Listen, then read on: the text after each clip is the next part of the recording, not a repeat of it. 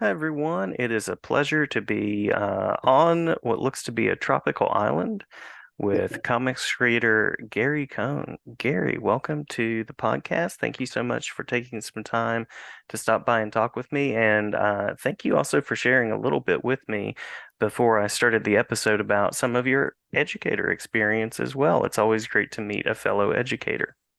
Likewise. Well, thank you. Thank you. Thank you for having me.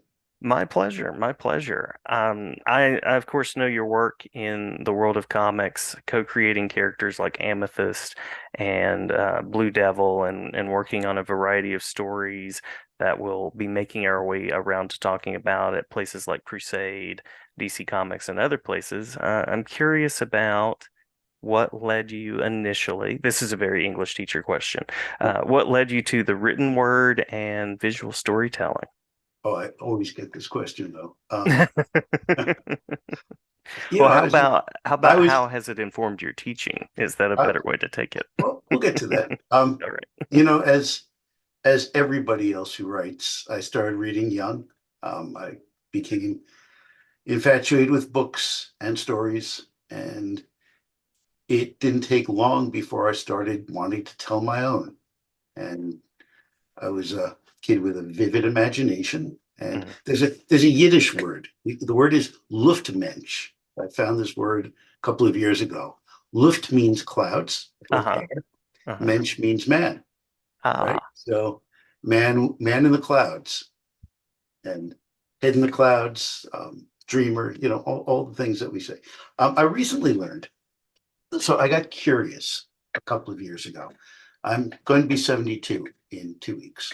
Hmm. And Hmm. when I was 68, I was trying to do some writing and I was struggling with focus. This has happened a lot. Let me figure out what's going on. So Hmm. I talked to my doctor about it, and she sent me to um, a neurologist, and we did a whole battery of tests. And big surprise, I've had ADHD all my life. I've got Ah. Hmm. everybody says they have ADHD, but I've got the diagnosis. So, Yes, yes. so it was very, very explanatory of an awful lot of stuff. I said, oh, all these things that I've always puzzled about myself, the hyper focus and then the drifting in every different direction. It all makes sense. Hmm. The Hmm. bouncing around from professions and careers and relationships, and it all makes sense. So Yeah. that was a useful diagnosis. So Yeah. I think that that's extremely common among creatives, and I Hmm. think it's extremely common in the comics business.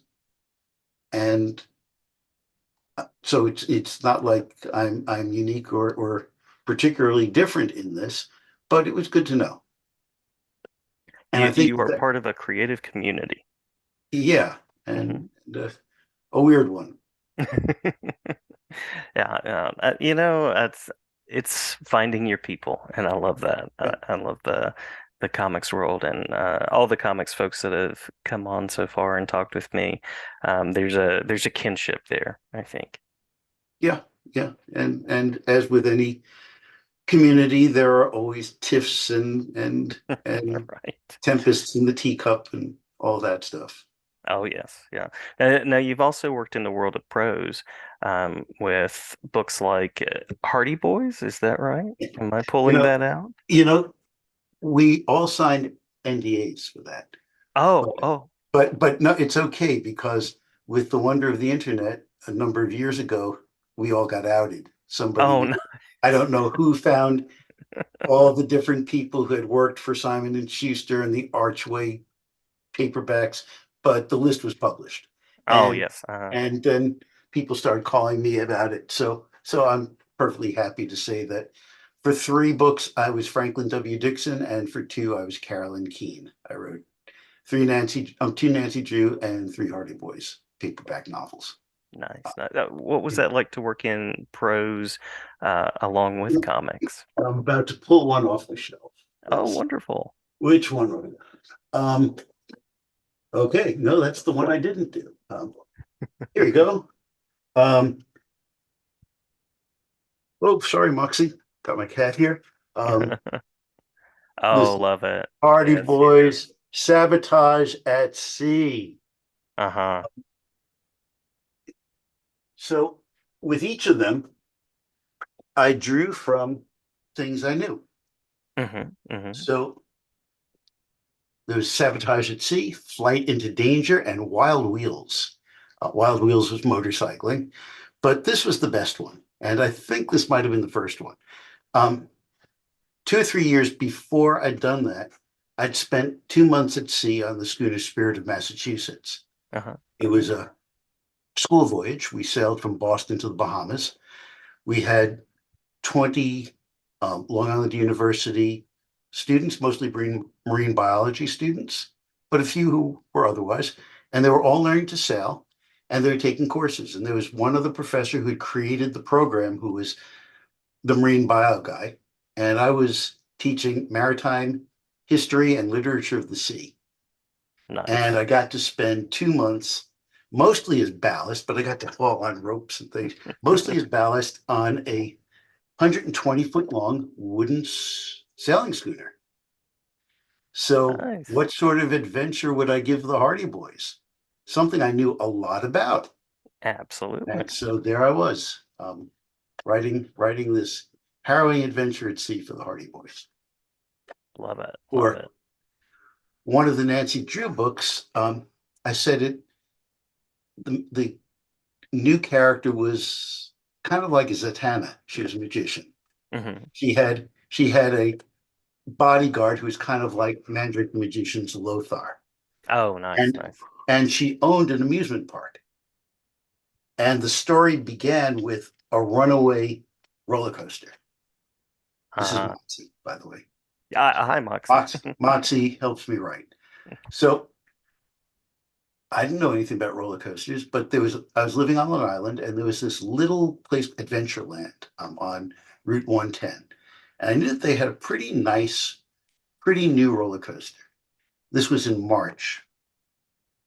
They weren't going to be open, but I figured I'd take a motorcycle ride. It was a relatively nice day and just kind of look at their roller coaster and try to figure it out. Mm-hmm. So I rode my motorcycle there, and there I was at the fence looking at the roller coaster. And this guy comes up and he says, "What are you doing?" I told him what I was doing. I'm a writer, and he said, "Well, I own this place. Come on and let me show you my roller coaster." And he walked me all over this thing. It was relatively small, but state of the art. He told me he'd spent $5 million and had it shipped in pieces from Germany and Huh. assembled here. And he walked me all through it. And of course, all that went into the story. Oh, yeah. Yeah. So, so that was pretty lucky. And They this say was write what you know. before we had much internet. And Mhm. how did you learn anything? You went out and you found it out. Yeah. Yeah. So writing prose is fine. I like writing prose.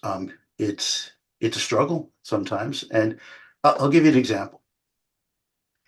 Let's say in a comic that I'm building to this apocalyptic scene. Hmm. Let's say, in fact, that it is the apocalypse, and I write instead of writing the scene because I'm not Alan Moore. I do not micromanage, especially if I trust my artist. If I don't know my artist, then I'm probably going to describe the scene. Hmm. But if it's Paris, I'll probably write Paris, 2-page spread. The apocalypse comes. Um, Zeus and Odin are fighting, Uh-huh. and there it is. Yes. And Uh-huh. now for the next 3 days, poor Paris has to draw this 2-page incredible spread of some apocalypse that suits whatever our story was, and that one detail that Zeus and Odin are fighting. Hmm. Hmm. If I'm writing prose, that's a chapter. Yeah. Yeah. Yeah. Absolutely. Two very different ways of storytelling, Yeah, but yeah. Yeah. yeah. Right now, I'm over the years, I ended up with 4 prose short stories that were semi-autobiographical. Mm. And I collected them in a 130-page self-published book called Magic Bus and Other Stories. And I realized that The protagonist goes from 19 to 23 or 24 and then 66. Hmm. Hmm. So I'm currently working on the guy in his 30s story who's sort of like me and is having experiences somewhat like things that I experienced, but I'm a writer, it's fiction, and I Hmm. get to mess around with it. And then the 40s story and the 50s story. Nice, nice. And Some of the untold chapters. yeah, and then it occurred to me that I'm ready to write a 70s story too. So I'm Hmm. working on those. And at some point when they're done, the whole thing will be collected as, over 200 pages and I Nice. do something with it. So prose is a comfort zone. I went to the Clarion Science Fiction Writers Workshop in 1972. Hmm. My teachers were Damon Knight, Kate Wilhelm, Theodore Sturgeon, um, Thomas Dish, um, Samuel Delaney, and Harlan Ellison. Not a bad lineup at And all. then 2 years later, I was the assistant to the director for Clarion, which meant I got a second shot at all of that. Wow. So I was trained to be a prose writer. And that was science fiction was more my target than comics. Hmm. But my best friend from high school, we went to different high schools together, was Dan Michigan. Uh-huh. Uh-huh. And he and I found ourselves in a graduate program in popular culture studies at Bowling Green State in Ohio. And we were in an office together because we were teaching assistants. And in the downtime, when no students were coming to us and we had no papers, we would talk about comics ideas. Uh-huh. Uh-huh. And that started to become short story concepts. And Okay. Dan started corresponding with several editors at DC and Marvel. And DC had the short anthology books like House of Mystery, House of Secrets, The Unexpected. And Jack Harris was doing Time Warp. Hmm. Hmm. And we sent him a story. We sent a bunch of stories, but he came to one of them. He said, I like this. Can you give this to me in 3 pages? And we did. Hmm. And it turned out that he had, we figured who knows who was going to draw it. Some guy who's got no more experience than we do. But no, he gave it to Steve Ditko. Yeah. So so our very first sale was something drawn by Steve Ditko. Yeah. Wow. And after that, we continued the correspondence, and over time, we sold more stories to him. And then we sold some stories to other people. And over the next year and a half, I ended up in Lansing, Michigan, and Dan was in Flint, Michigan, and it seemed like time for one of us to go to New York. So I was married at the time. I asked my wife if she wanted to go to New York. She said, yeah, sure. She was a Cleveland girl. So we went to New York. Nice. Nice. Now, along the way, you've also collaborated with someone named Ron Randall. Is that right? That was later. Yeah. Uh-huh. Uh-huh. And then how did the path take you to working with Crusade and characters there? Um, so let's see. Where was I? I was teaching at CW Post as an adjunct. Hmm. I was exploring self-publishing. I was 43 years old. Um, I had done very little for DC at that point. I was writing the Nancy Drew and Hardy Boys books. They weren't paying very well, and they were very labor intensive. They took a long time. You had to follow their model pretty closely. Every book is approximately 16 chapters. Every chapter is approximately 10 pages long. You could deviate by 11 by 17 chapters or 15 chapters. Could be 8, 9, 10, 11 pages, but 10 pages was the mark. Hmm. And the whole book was going to be 160 pages long. Every chapter recapped the previous adventure and then started the new one. And the first chapter built to a cliffhanger. Hmm. Second chapter resolved the cliffhanger in the first page, moved the story along until the last page where there was another cliffhanger. So there was very, very structured thing. And the game was give it to them exactly what they want, better than they expected Mhm. before it's due. Mhm. Mhm. But the whole process still took 6 months Mhm. because there was review at each stage. And when it finally came time to do the first draft, um, I had 6 weeks to write 160 pages. And I found a rhythm where I wrote a chapter a day, where I'd write Mhm. chapter, first draft, and then the way I'd start the next day was by reading the chapter I'd written and doing an edit on it. And that would give me enough momentum to propel me through the next chapter. Mhm. Mhm. And I had a 1 page outline for every 10-page chapter. So that helped too. So it became a process. And the best I did was I brought one in 22 days. That was pretty good. Mhm. Mhm. But I was kind of foundering. I wasn't sure where I was going. I was in yet another relationship, and I lived across the street from a little comics book shop called the Comics Den. I was friendly with Louis and Jan, who ran the Comics Den. And Louis said, "There's this guy. He's coming in. He's going to sign some books, and you really should see his comic book. He's making an independent comic, and you really should see it." I Mhm. said, "Yeah, yeah, sure. Everybody's making independent comics, and it's going to be as crappy as they all are." And but I went, and he introduced me to Billy Tucci Mhm. and Mhm. Billy's writing partner Peter, and they handed me a copy of the first issue of She.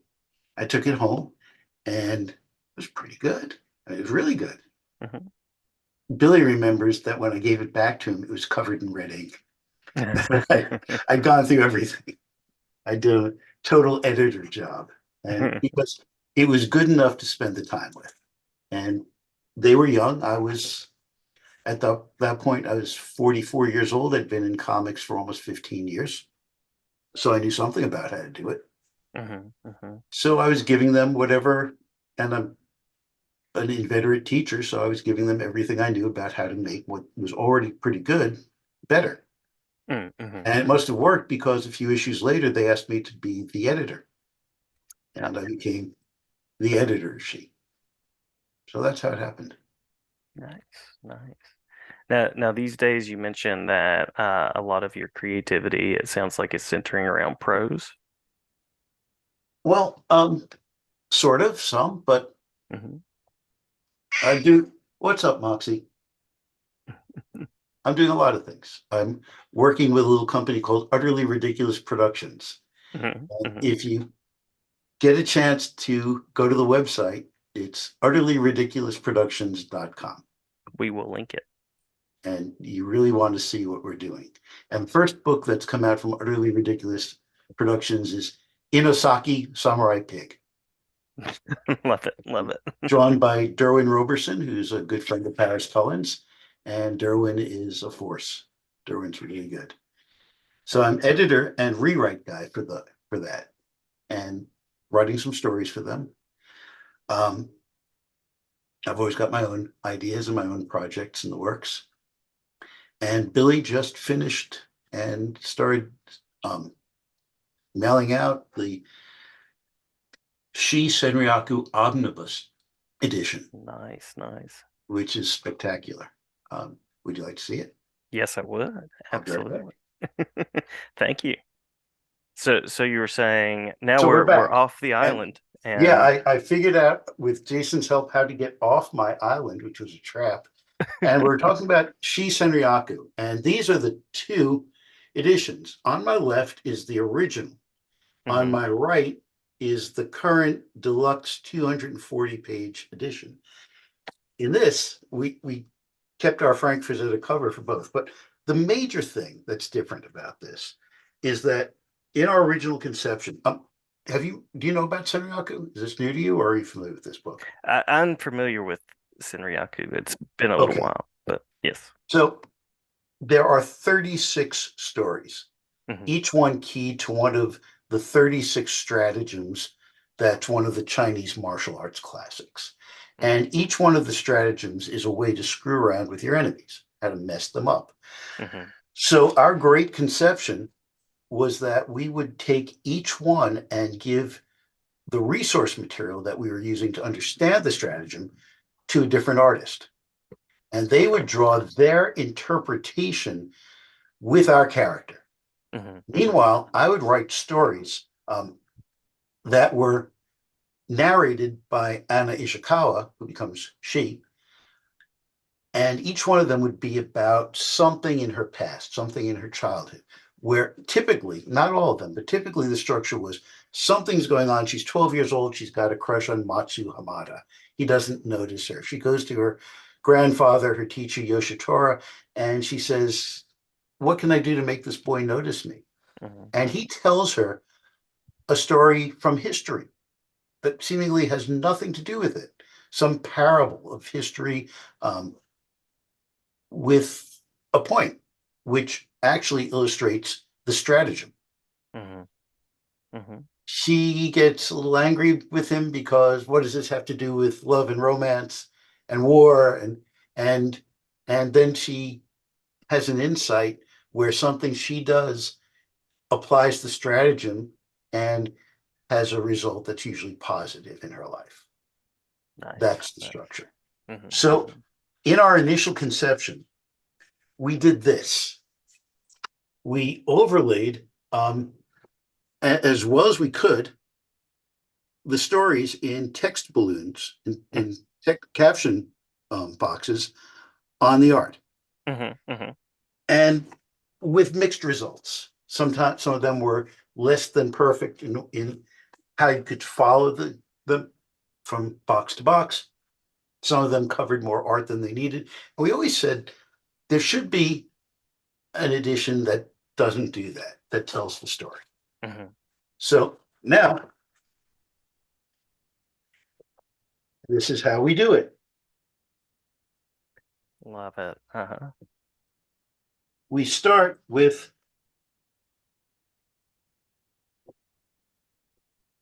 my Uh-huh. story in Uh-huh. text. Facing page is a bio of the artist. In this case, it is Billy Tucci, so no bio. Then, if we had, which we did on quite a few, Billy had, I have a couple original art. There it Wow. is. And Nice. then, boom, Hmm. new recolored. Um, my camera's not really getting it all that well, but you get the idea. Yes, Without yep, there it is. Yeah. without anything covering any of it. Love it. Love it. And our roster, um, it was so much fun putting this together. I knew a lot of people. Billy knew a lot of people. We knew different generations, Hmm. and then there were a lot of people that we didn't know that we thought would be wonderful to have, and we approached them. And so, um, Jim Lee, Joe Hmm. Quesada, and Jimmy Palmiotti, Jeff Darrow, um, Nelson X Asensio, and Polly Feliciano, Dave Sim, Michael Bear, Jeff Smith, Paris Collins, Mark Silvestri, Jay Lee, Jim Ballant, Dan Jurgens, Amanda Connor, Mark Texiera, George Perez, David Mack, Chris Batista, Julie Bell, Hmm. um, Scott Lee, Umberto Ramos, Stan Sakai, Ray Lago, Terry Moore, Jason Pearson, Cully Hamner, Mark Sasso, Adam Hughes, and Billy Tucci. Not a bad lineup at all. At Not a all. bad lineup at all. And some of them gave us amazing stuff. Yeah. And some of them gave us very good stuff. Hmm. But Hmm. but the game was, this was before the internet. These things arrived in the mail, Hmm. Hmm. and we never knew what we were going to see when we were unwrapping it. And Nice. we get something this big and unwrap it, and it was an acrylic painting by Mark Texiera with the acrylic so thick that it was almost three-dimensional. Wow. It Wow. was amazing. And most of them came in pencil. Some of them came in penciled and inked. We had Top Cow doing the coloring. Hmm. And then we had, for this edition, most of them have been recolored. So it's really terrific. Um, Yeah. so then we went to, when we assembled them, it started as 3 comics. When we assembled them as a single volume, we want an introduction, we want somebody good. This was 1996. So who's good? Who plays with swords? Everybody knows. Hmm. The Highlander TV show. Let's approach Adrian Paul and get him to read the introduction. So, we'd had this great luck approaching people. So we reached out and we got a message from his publicist. Mr. Paul is far too busy to do this, but we've given the assignment to the fight choreographer, F. Braun McCash, who turns out to be this brilliant guy, Renaissance man, Uh-huh. who had really good insights about this. Love Um, it. each issue had an afterword. So we went to various people for the afterword. I was in a doctoral program in US history at Stony Brook. So I went to my academic advisor, Michael Barnhart, who was one of the rising young scholars in US Japanese relationships during the World War II period. Hmm. And he wrote an introduction. Oh, Um, nice, nice. so here's the story with Barnhart. So he was a few years younger than me. I was 38 years old when I started.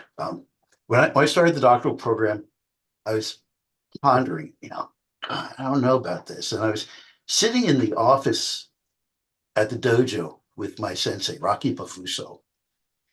And Rocky's this Brooklyn guy. He's only a couple of years older than me. And I'd known him for almost 20 years at that point.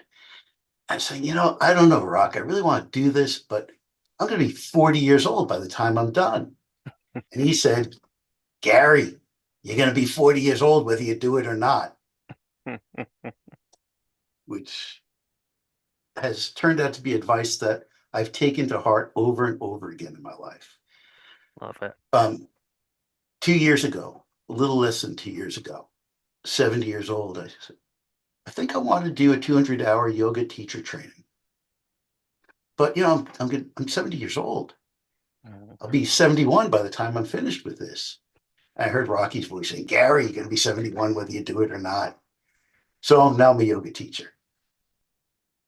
So Nice, nice. in any event, I was in Barnhart's office for the first time because our interests were somebody had said, you should go to Barnhart for your dissertation advisor. And we're talking, and he's sitting behind his desk. And even though he's a few years younger than me, he's very much the professor. I'm very much the student.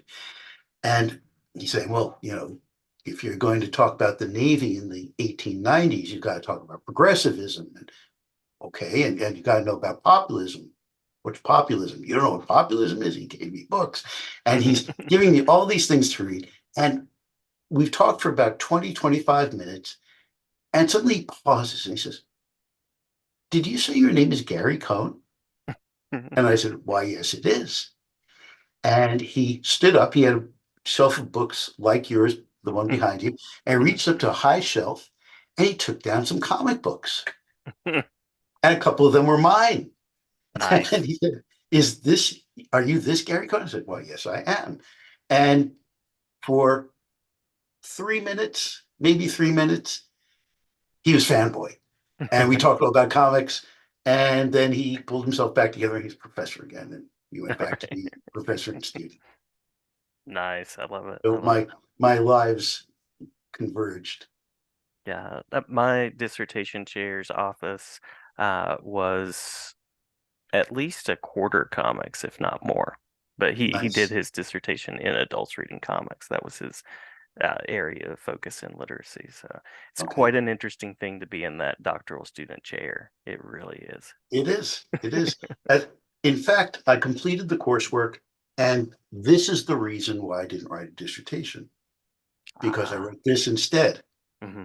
And by the time I was done with it, I was so deeply immersed in comics again that I really wasn't interested in spending God knows how many years working on a dissertation that I wasn't all that interested Yeah. in. And I tried to convince Barnhart that this was my dissertation. He didn't Hmm. buy it. Um, he said it's very good, but there's no original research in there. Yeah. Yeah. So as it turned out, I never needed to complete the doctorate.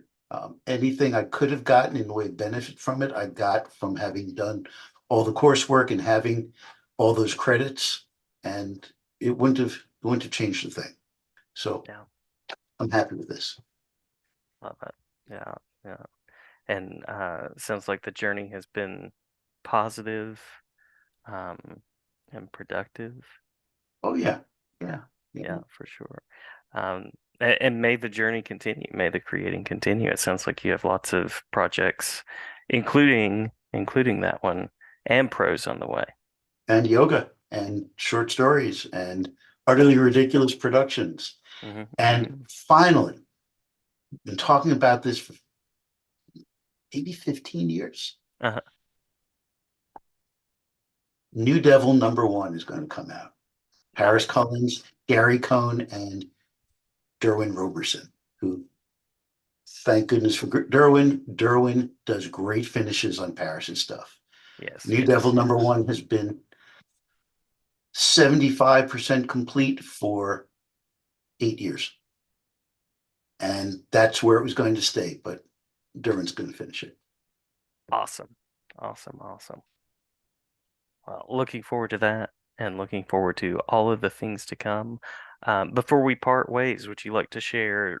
I'll, of course, I'll include the website that you mentioned, but any web spaces beyond that, social media spaces or anything like that where I'm on people can Facebook. follow along? Hmm. Um, we don't have a New Devil page yet. Um, when it's really gonna happen, um, my friends Billy Tucci and Jeffrey Vaughn are masters of Kickstarter Hmm. and Hmm. Indiegogo, Hmm. and they have promised to guide me. Um, Yes, yes. they are my last two Republican friends, and and we have a solemn pact because they're very dear friends Hmm. that everything else in the world exists when we're interacting. Politics does not. Yeah, yeah.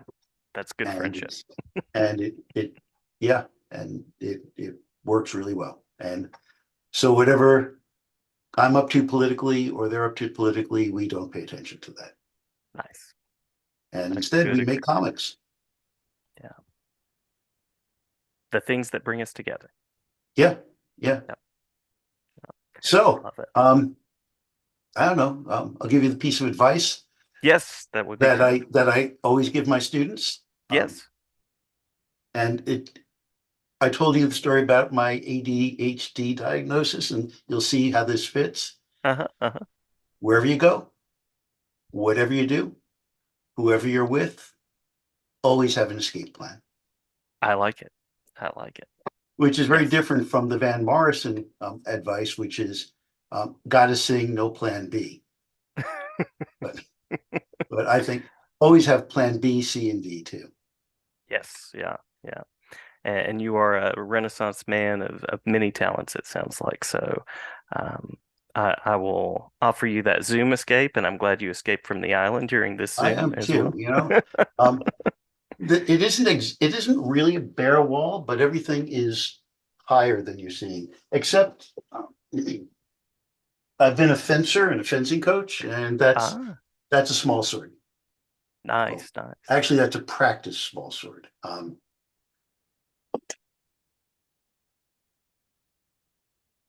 That's a real one. Oh, cool. Very cool.